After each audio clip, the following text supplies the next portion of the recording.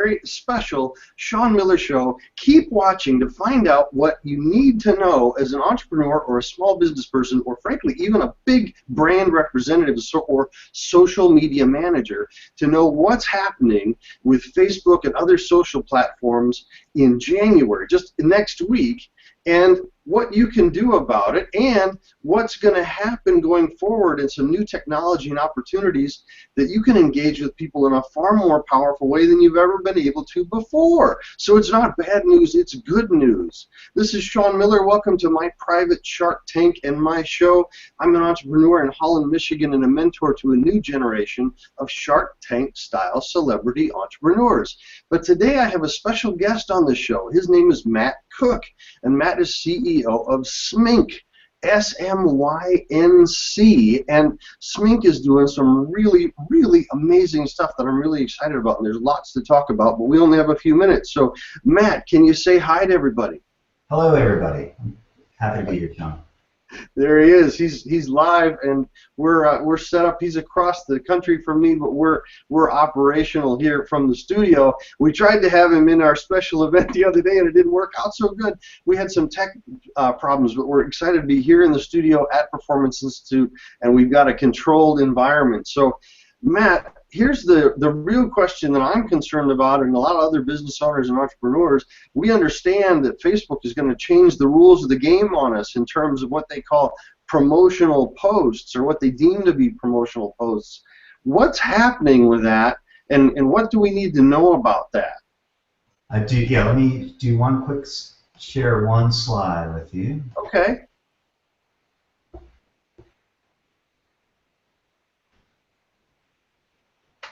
Okay, and do you see it on your screen? Yeah, yep, we got it. So it's declining organic reach. That's the biggest issue with Facebook, is that if you have 10,000 fans, you might reach 500 of them when you post. And it used to be a numbers game. So Facebook said, let's go get 500 fans, 1,000 fans, get as many fans and likes as you can as fast as you can. And they were even selling them. You could pay Facebook for likes. What we found out, though, is that with all those likes, you're competing for newsfeed space. Facebook has an algorithm that determines what you see in your newsfeed. So you don't see everything your friends post, and you definitely don't see everything from brands when they post. So it's not about reach anymore. Organic reach is it's quickly approaching zero. Like I said, if you have 10,000 Facebook fans and you post something, maybe 500 people will see it. So it's no longer it's not a numbers game. It's more about quality one-on-one interactions. Awesome, awesome. Thanks, Matt. So this is a big change, right? I mean, on one hand, I've always held, years ago I heard the phrase people's media, and I embraced that and I liked it. And I've always felt that social media was, in fact, was designed to be the people's media, and it was a revolution in communication in that it enabled millions of people to speak to millions of people all over the world and simultaneously, which had never happened before, right? We'd only found more efficient ways to convene one message to many people. Yeah. So I've always been fascinated by social media, but we got in this space, didn't we, where it was all about numbers and how many followers do I have and how many likes do I have, and you're saying that is just out the window today? It is, in my opinion, yeah. So it was supposed to be all about reach. You know, if I have 10,000 people, that means I have 10,000 people tuning into a TV show or a radio broadcast, or it was about the size of your channel, but it's just not the way it works. With the new algorithm with Facebook, the algorithm that's coming to Twitter, only a handful, a small percentage of the people that follow you or are fans of you are going to see what you post. So it's really about the quality of the engagement. It's not a numbers game anymore. You would rather talk to a handful of people who are super interested in what you're doing than 10,000 people who, number one, might not even see it, and number two, might not care. It's smaller audiences, quality audiences. That's the future. Creating a movement's the future. Well, I actually think that's pretty exciting in reality. You know, on one hand, I'm a little bit upset based on everything that I've learned how to do and all the systems that we have in place in our companies. But on the other hand, it's exciting because it seems to me to honestly be a little bit more like it should be, if you will. Absolutely. And Shawn, I know you're in a band. I think of it more like what a band's trying to accomplish. So you want to play in front of people, hoping that next time you come back, those people bring a bunch of people with them. 10 people saw your show. Next time you come back and play at that same venue, there's 50 people there because they each brought 5. And then the next time you come back, there's more. It's about this exponential growth, focusing on the people that care about you, that you're having quality engagements with, not focusing on, I just want to grow this super big audience. It's you can buy Facebook fans cheap, you can buy Twitter followers cheap. Those are like ego sort of vanity metrics, and they don't work. You'd rather have 100 Facebook followers or fans that really care about what you're doing instead of 10,000 people who could care less and you don't even show up in their newsfeed. There's a hot topic right now. I have to bring it up, right? Instagram over the weekend, they whacked all of the bots and all of the fake people that were on Instagram. And what the best story I heard was I'm not that into hip hop, but one of the big rappers had 1.5 million followers on Instagram, and he went to 100,000, and he was so embarrassed that he deleted his account. So you're right about that. The ego, and I think there's some benefits. We talk a lot about position and posture, and there's certainly posture benefits to being a big deal in social media, but there's bigger benefits to having a real engaged community. Yes. So I have a tough question for you, Matt, if I may. People want to know when they watch the show, what makes you uniquely qualified to be commenting on this and teaching us about this? What's your expertise in this area?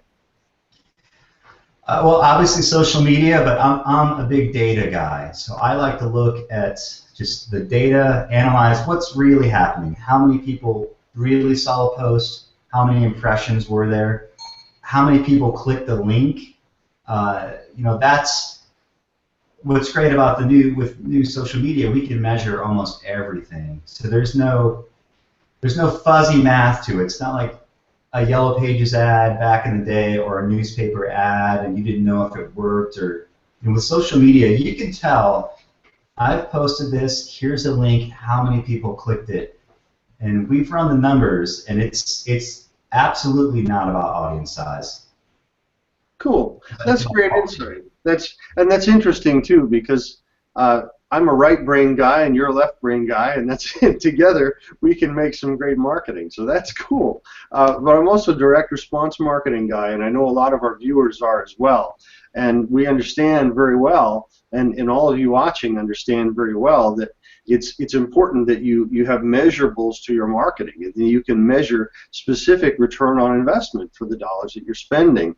And a lot of the games that we've been playing in the social space to make things appear bigger than they are, they make that really difficult and fuzzy, and they give us really bad math, right? Really bad data. So yeah, it's hard to measure. And so if you paid lots of money for Twitter followers or Facebook fans, it's actually worked against you, because now you're reaching less of the people who really, really liked you in the first place. I just saw this service over the weekend now that will help you go in and purge fans basically on purpose. The service is kicking out fans that you probably paid money for on Facebook to just try to get to the quality fans. So interesting. Again, I want to stress that it's just not about the reach numbers. It's about the quality.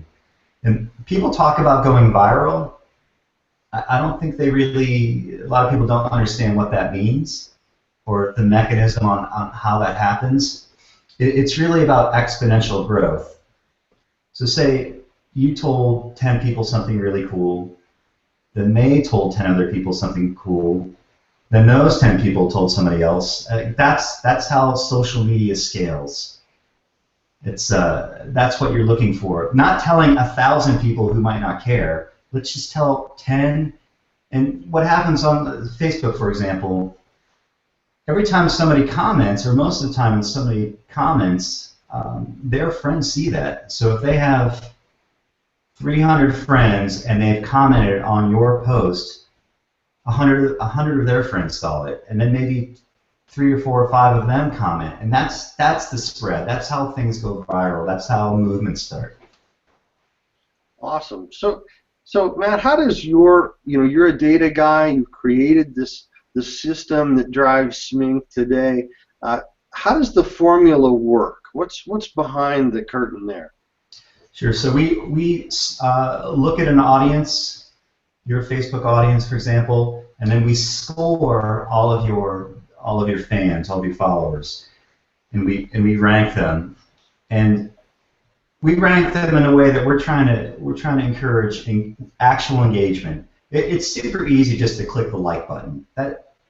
It's nice. You post and you got 100 likes, and that's nice to see.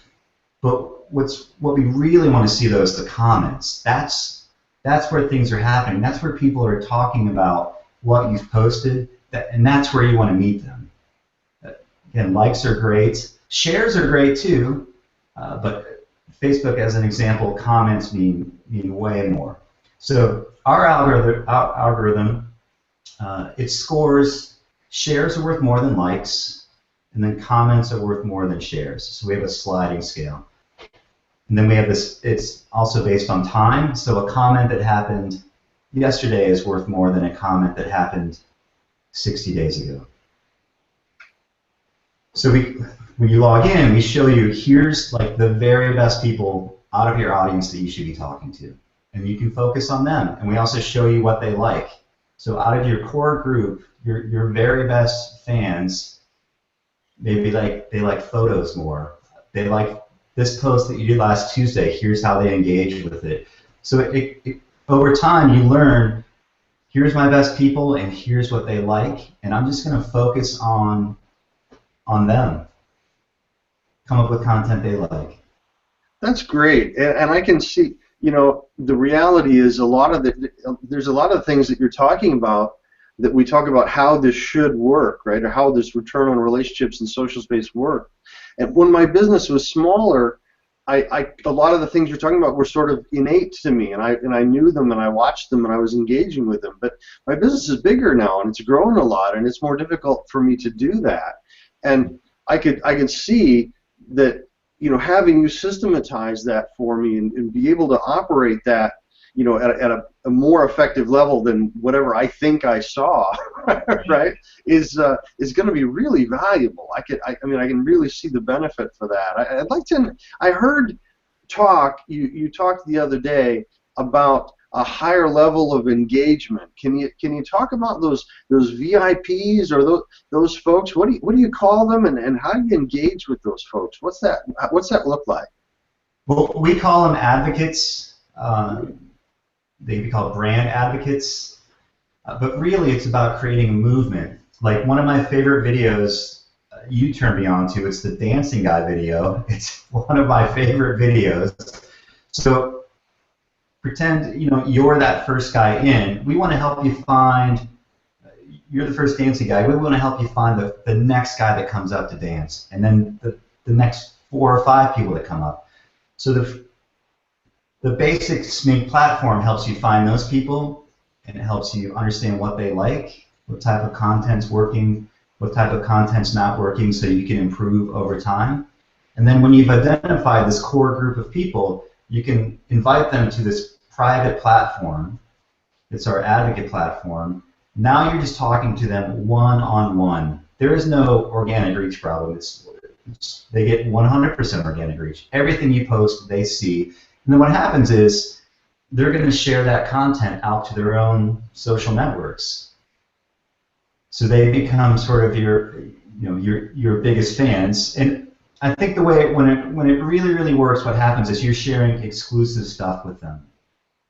Things that they just can't get on your Facebook feed or your Twitter feed.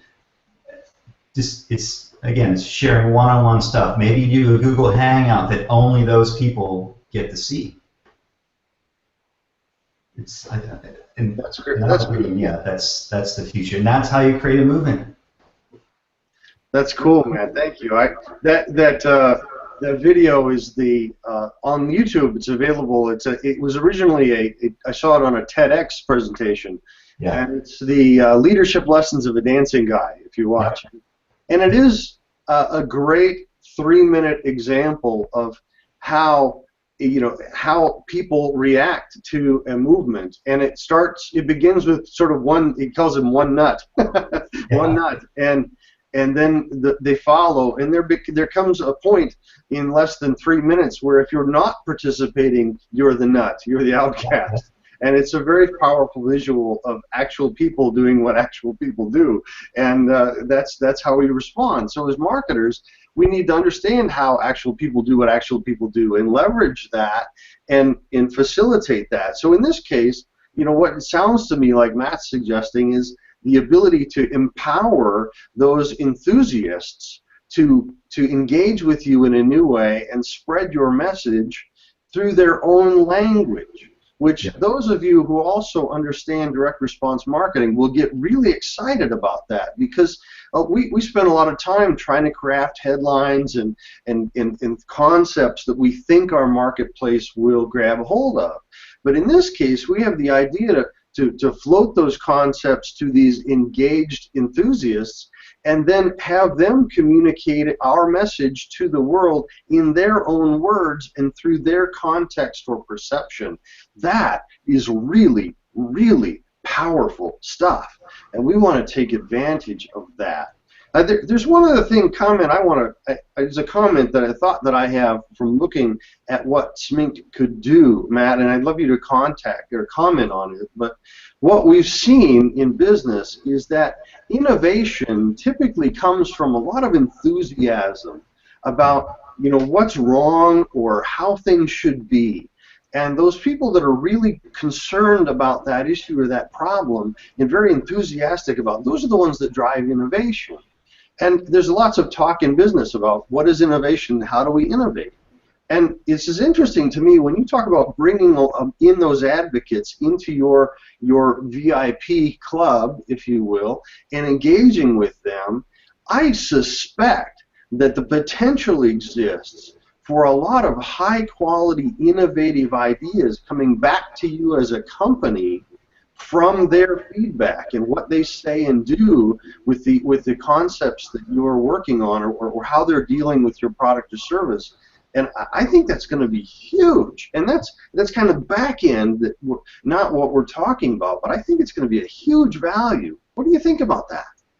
I think you nailed it. So on that advocate platform, we have a whole feed we call the community feed, where it's just the advocates posting and then commenting with each other. And it's totally closed, totally private. This is not out in the open on Facebook or Twitter. So you're getting feedback from your very best people. And you nailed it with innovation.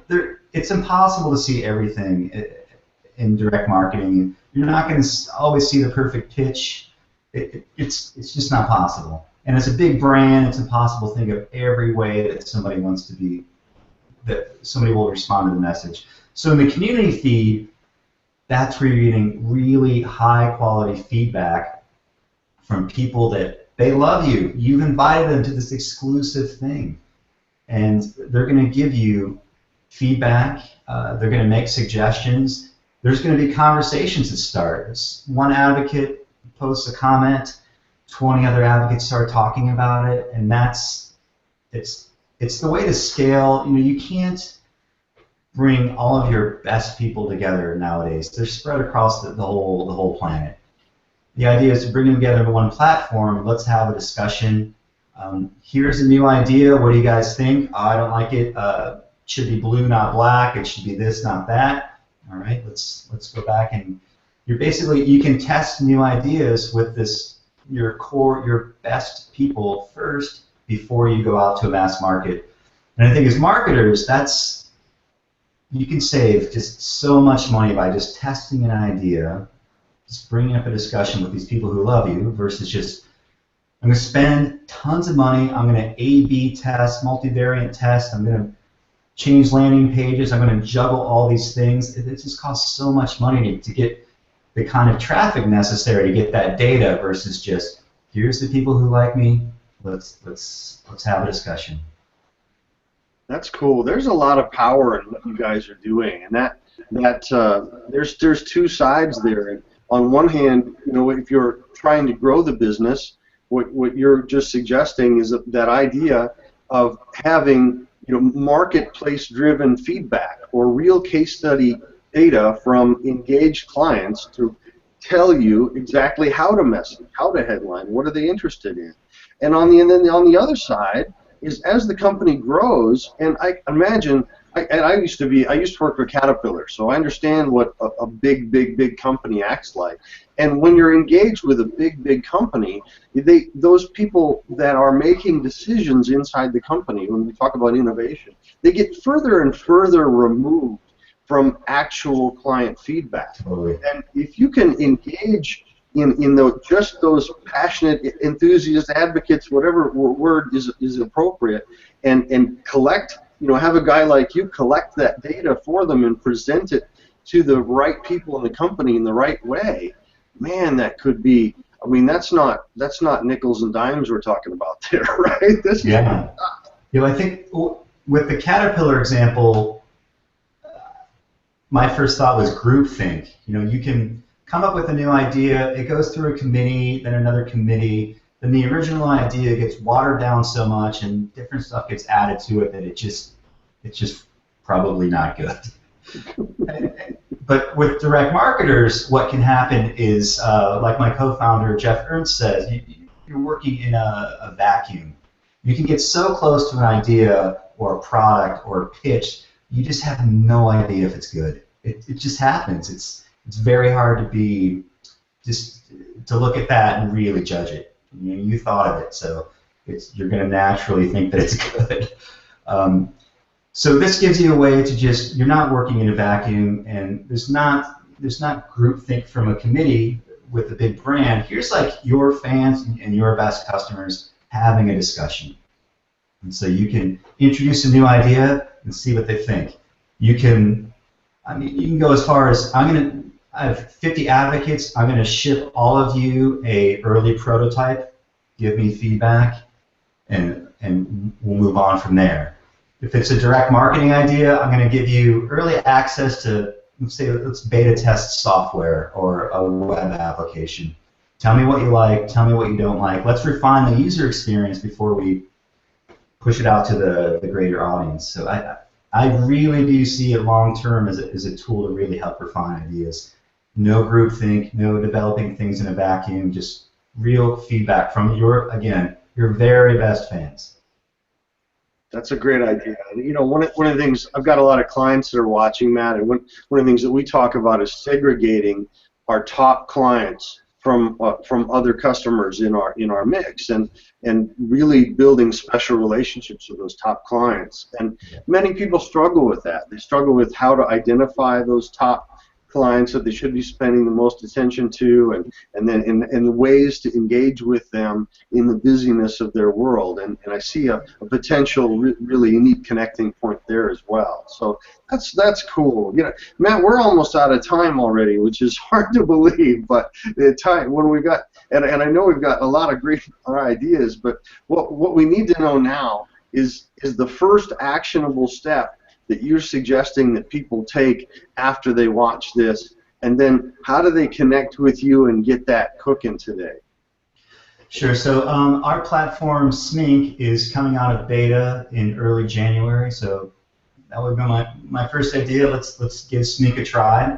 There's a 30-day free trial, and we'll provide a link for fans of the Shawn Miller Show. They'll get a free onboarding and training. It's a $400 value. So that's obviously I'm pro Smync, so let's try that first. The free way to do it would be, let's use Facebook as an example. Instead of just seeing how many likes a post got, don't use that as a metric. Use comments as a metric. That's real engagement.